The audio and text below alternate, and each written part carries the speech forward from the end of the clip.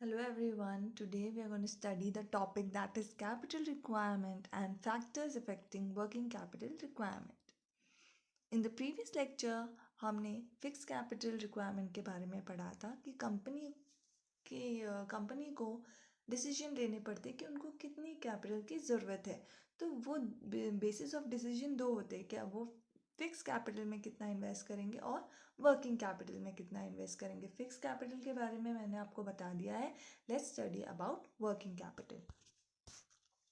Now working capital is the capital which is used to carry out the day-to-day business activities. एक बार जब business entrepreneur decide कर लेता है कि okay fix capital में उन्होंने इतना इन्वेस्ट करना है, इतना मशीनरी लेना है, इतने एसेट्स लेना है, फर्नीचर लेना है, रेंट पे एक ऑफिस रखना है। So now the second step come is deciding कि डे टू डे एक्टिविटीज़ जो बिजनेस की एक्टिविटीज़ रहेगी, यानी कि रॉ मटेरियल ख़रीदना, फिर आफ्टर अ मंथ इलेक्ट्रिसिटी पे करना, रॉ मटेरियल को जो मशीनरी चलाना है, प्रोड्यूस करना है, रॉ मटेरियल मशीनरी लगेगी उसको, उसके लिए इलेक्ट्रिसिटी बिल पे करना है। सो ऑल द एक्सपेंसेस जो बिजनेस के डे टू डे है उसके लिए उनको कैपिटल की ज़रूरत होगी, पैसों की ज़रूरत होगी। तो that is the working capital which is use to carry out the day to day business activities of the business organisation. Now, a business firm will have to arrange working capital for the following. किस चीज़ों के लिए उनको working capital की ज़रूरत होगी? तो very first is for building up inventories. Inventories मतलब होता है stock of goods for sale. Okay, और we can say that raw material that is use to produce goods for sale is inventories. Okay, inventories यानी कि raw material खरीदना पड़ेगा उनको, and raw material खरीदने के बाद जब वो प्रोडक्शन में जाएगा उसके बाद उनका गुड्स प्रिपेयर होगा, and that is called as inventories that is used for direct cell.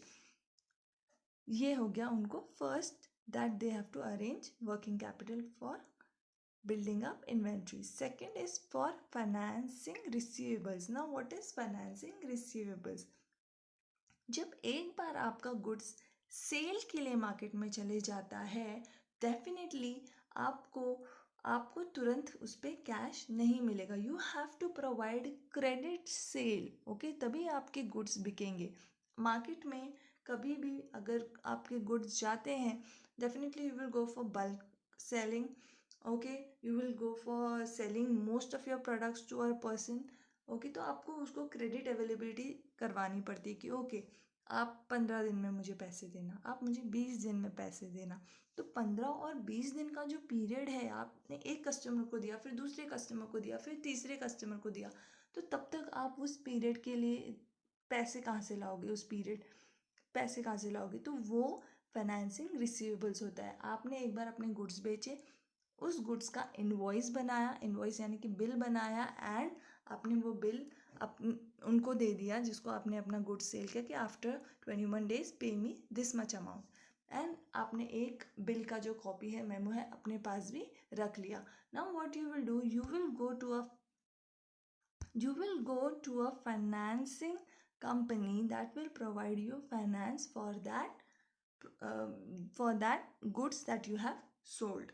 क्योंकि आपको तुरंत पैसे नहीं मिल रहे और उस 21 days के पीरियड में आपको पैसे चाहिए. फॉर एग्जाम्पल 1 लाख के गुड्स आपने अपने बिजनेस कस्टमर को बेचे. आपने फर्स्ट स्टेप लिया, आपने सेल किया, इन्वॉइस बनाया और अपने कस्टमर को दिया. अब वही इन्वॉइस आप क्या करोगे? फाइनेंसिंग कंपनी को दोगे, और वो फाइनेंसिंग कंपनी देखेगा ओके 1 लाख का गुड्स इन्होंने बेचा है, after 21 days they are going to get this money. अब ये इन्वॉइस जो है आप फाइनेंसिंग कंपनी को दे दोगे कि मेरे बदले आप पैसे कलेक्ट करना. तो जो फाइनेंसिंग कंपनी को है 1 लाख का इन्वॉइस मिल जाता है, एंड अब वो 1 लाख के बदले उनको 70 to 90% उस इन्वॉइस का दे देते. फॉर एग्जाम्पल 1 लाख का इन्वॉइस फाइनेंसिंग कंपनी ने ले लिया और वो अपना पार्ट करेगी अब पैसे कलेक्शन का. तो उनको दे बिजनेस को हमको मिल गए 80,000. अब after 21 days what will happen? The financing company will go to the customer that जिसको हमने गुड्स बेचे हैं. फाइनेंसिंग कंपनी क्या करेगा? उससे वसूली लेगा, यानी कि उससे पैसे कलेक्ट करेगा अबाउट द सेल जो हुआ है. कस्टमर उनको आफ्टर 21 डेज 80,000 दे देगा। अब फाइनेंसिंग कंपनी ने अपना पार्ट क्या किया है, कलेक्शन का पार्ट किया। नाउ फाइनेंसिंग कंपनी क्या करेगी, फी कुछ अमाउंट ऑफ फीस उसमें से काटेगी, जो बचे हुए 20,000 बिजनेस को मिलने वाले उसमें से उसने 5,000 डिडक्ट कर दिया और बचा हुआ 15,000 बिजनेस को दे दिया। तो that is financing the receivable. Obviously वहाँ पे भी बिजनेस के कुछ अमाउंट ऑफ पैसे फाइनेंसिंग कंपनी को जा रहे हैं। दैट इज कंपनी का 1 लाख का सेल हुआ है एंड उनको कितना मिला है, 95,000। वाई, बिकॉज दे हैव, उन्होंने पहले बोरो कर लिए फाइनेंसिंग कंपनी से पैसे। ओके, इसीलिए फाइनेंसिंग कंपनी अपना फीस काट लेती है। तो that is financing receivable. Am I clear? Yes. Now the very third step is that for covering day to day operating, यानी कि वर्किंग कैपिटल की ज़रूरत क्या होती है for covering day to day operating expenses. Definitely telephone expense आ गया, salary देना है एम्प्लॉयज़ को, वेजेस देना है वर्कर्स को, लीगल फ़ी पे करना है, रेंट पे करना है, टैक्सेस पे करने हैं, ट्रैवल एक्सपेंस देना है। Okay, so these are all the operating expenses, or we can say it is an indirect expenses to run the business. Now Gutzenberg defines working capital as the excess of current assets over current liabilities. This approach refers to as net working capital. Gutzenberg does not call it working capital, rather he prefers to call it as circulating capital. So let us see the example of net working capital, that is current asset. For example, आपके पास cash 20,000 है, account receivable यानी कि आपने goods बेचा है और आपको इतना रिसीवेबल है, इतना 15,000 आने वाले हैं after certain period of time.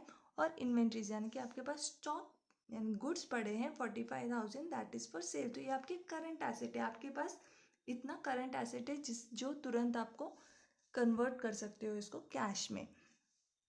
और करंट लाइबिलिटी यानी कि आपके पास करेंटली लाइबिलिटी कितनी, जैसे अकाउंट्स पेबल, आपने किसी से रॉ मटेरियल खरीदा या कोई गुड्स परचेज किए हैं क्रेडिट में, तो आपको उनको 25,000 देने हैं।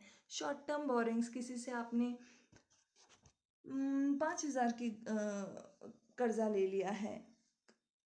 एंड अकर्ड लाइबिलिटीज़, और अचानक से आपके पास 10,000 लाइबिलिटीज़ अकर कर हो गई है। तो ऑल दिस मिला के अगर आप देखोगे तो करंट एसेट 80,000 यानी कि आपके पास एसेट 80,000 है और आपका लाइबिलिटीज़ देखोगे तो 40,000 है।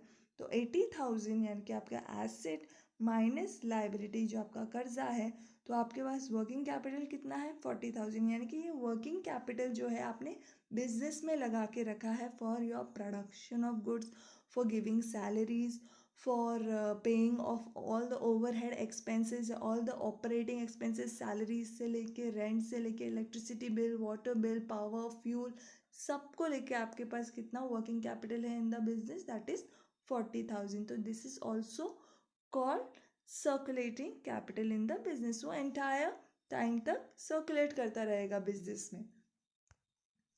In your textbook, there is given cycle flow of working capital. So let us see what is the cycle flow of working capital. Working capital कैसे circulate करता है entirely आपकी business में।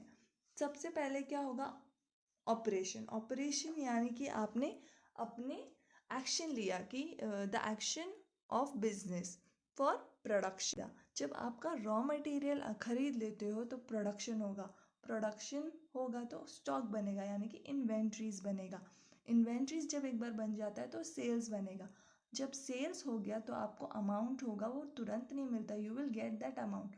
तो आपको क्या अब रिसीवेबल्स बन जाते हैं, वो सब आपके डेटर्स है, यानी कि you will get money after a certain period of time. तो bills will be receivable from them. फिर after certain time you will go for collection, वही कलेक्शन क्या बन जाएगा, कैश में बदली हो जाएगा, यानी कि आपको पैसे मिलेंगे ना। वही पैसे से आप क्या करोगे, आपके जो भी ऑपरेटिंग एक्सपेंसेस है, जैसे कि एडवर्टाइजिंग पे करना, अकाउंट फीस देना, इंटरेस्ट पे करना, लीगल फीस प्रोवाइड करना, रेंट पे करना, टैक्सेस देना, टेलीफोन बिल्स देना, फिर आप उसी कैश से क्या करोगे, वो सारे बिल्स प्रोवाइड करोगे एंड फिर वापस से आप रॉ मटेरियल खरीदोगे, प्रोडक्शन में डालोगे, इन्वेंट्रीज यानी कि स्टॉक तैयार होगा, सेल होगा, आपके डेटर्स बढ़ेंगे, फिर आप उनसे पैसे लोगे, फिर कैश आएगा, फिर आप अपने खर्चे जो भी हुए हैं बिजनेस में वो प्रोवाइड करेंगे and then what again you will go for purchasing of raw material and production. So this is a cycle flow of working capital in the entire business.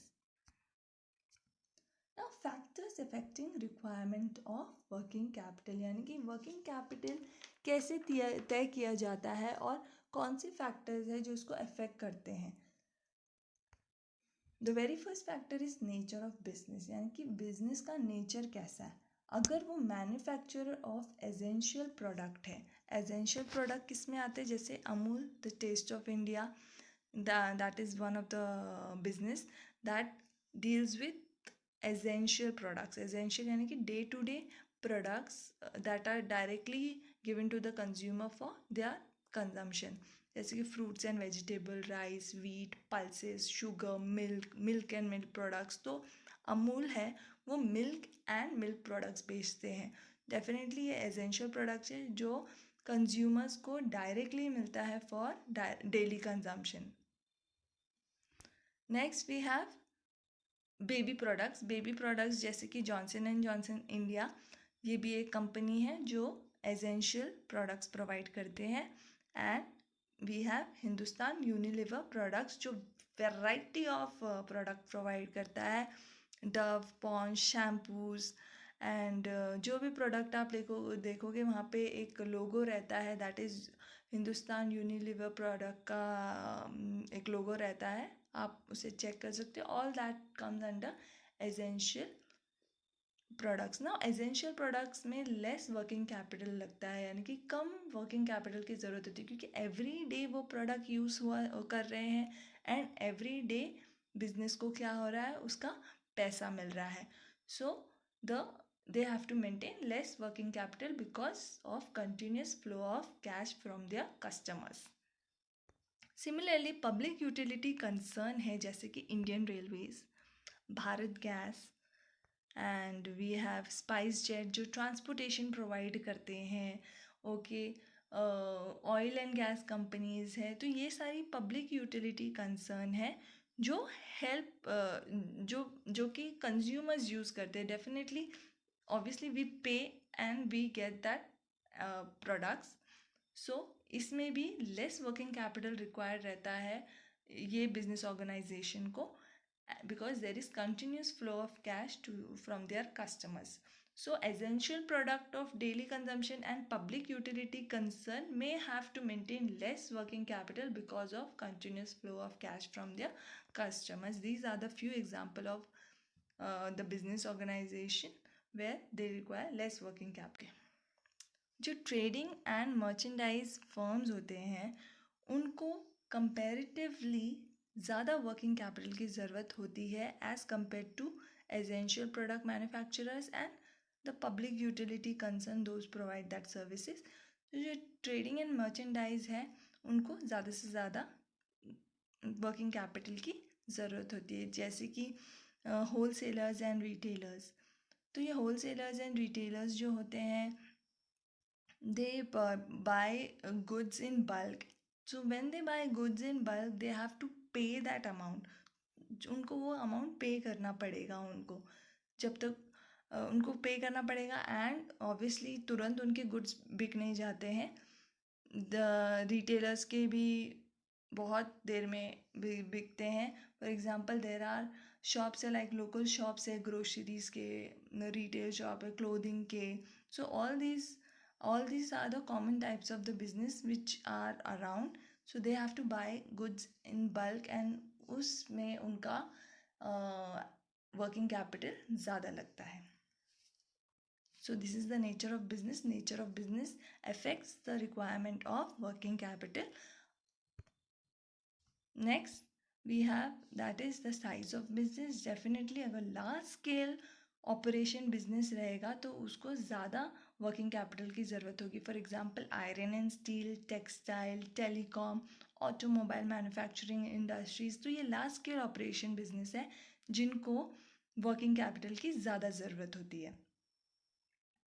ना वॉल्यूम ऑफ सेल्स, ऑब्वियसली कितना extend तक हम sale करेंगे। If volume of sale increases there is also increase in the amount of working capital. Obviously अगर sale increase होगा तो production भी increase होगा, अगर प्रोडक्शन इंक्रीज होगा तो रॉ मटेरियल भी हमें मार्केट से ज़्यादा खरीदना पड़ेगा, और ज़्यादा खरीदना है तो पैसे भी ज़्यादा लगेंगे, तो working capital increases, production increases तो सैलरी ऑफ फिर और वर्कर्स को अपॉइंट करना होता है, so that is the working capital also increases. Next we have is production cycle. Obviously the process of converting raw material to finished good is production cycle. If production cycle is longer period का रहेगा तो working capital भी ज़्यादा required होगा, और अगर production cycle कम होगा यानी कि शॉर्ट होगा तो वर्किंग कैपिटल भी लेस रिक्वायर्ड रहेगा उसके लिए। ऑब्वियसली अगर प्रोडक्शन एक फॉर एग्जांपल एक मॉडर्न कार इनोवेशन के लिए जा रही है, ऑब्वियसली उसको उसको उसका आइडिया या उसका डिज़ाइन बनाने के लिए lot of investment will be needed and lot of time will be needed. तो जितना ज़्यादा टाइम उसमें लगेगा उतना ज़्यादा उसमें इन्वेस्टमेंट होगा, उतना ज़्यादा उस पर रिसर्च करना पड़ेगा, उतना ज़्यादा उस पर इन्वेस्ट करना पड़ेगा। तो are you understanding that production cycle also matters. जितना ज़्यादा टाइम प्रोडक्शन में लगेगा उतना ज़्यादा वर्किंग कैपिटल लगेगा। Next we have business cycle. Obviously जैसे कि बिजनेस साइकिल अभी आप देख सकते हो रिसेशन टाइम बहुत ज़्यादा नज़दीक ही आ चुका है। जैसे कि अगर रिसेशन चल रहा है तो जो सेल होगा वो भी डिक्लाइन होगा। अगर नौकरी नहीं रहेगी तो लोग के पास इनकम नहीं आएगा तो वो बहुत सारे प्रोडक्ट का यूटिलाइजेशन नहीं कर पाएंगे, यानी कि they will not purchase goods. Definitely अगर वो परचेज नहीं करेंगे तो सेल मार्केट में नहीं होगा, अगर सेल नहीं होगा तो फिर जो मैन्युफैक्चरर है, जो बिजनेसमैन है, उसको पैसे भी नहीं आएंगे, तो उनका सेल डिक्लाइन होगा, हेंस वर्किंग कैपिटल भी लेस रिक्वायर रहेगा। तो रिसेशन के टाइम वर्किंग कैपिटल लेस होगा। सिमिलरली अगर इकोनॉमी बहुत अच्छी जा रही है और there is a boom in the economy तो सेल इंक्रीज हो जाएगा और वर्किंग कैपिटल की रिक्वायरमेंट उसमें ज़्यादा हो जाएगी, because if sale increases definitely working capital भी ऑटोमेटिकली इंक्रीज हो जाएगा। Okay, now term of purchase and sales is also really very important. If firm does not get trade facility for sale but adopts liberal policy for its sale, this require more working capital. Now, credit control. Credit control का मतलब क्या होता है कि business कितना credit sale provide कर रही है और उस क्रेडिट सेल का टर्म्स एंड कंडीशन क्या है, और वो क्रेडिट सेल से कलेक्शन पॉलिसी क्या है। यानी कि एक बार सेल कर दिया, ऑब्वियसली तुरंत कैश नहीं मिलेगा, हमें उसको क्रेडिट पे देना पड़ेगा for certain period of time. तो व्हाट आर द टर्म, कितना टाइम के लिए, और कलेक्शन पॉलिसी क्या होगी, 10 डेज में कलेक्ट करेंगे, 15 डेज में कलेक्ट करेंगे, कितने दिन में कलेक्ट करेंगे। तो दैट इज़ क्रेडिट कंट्रोल।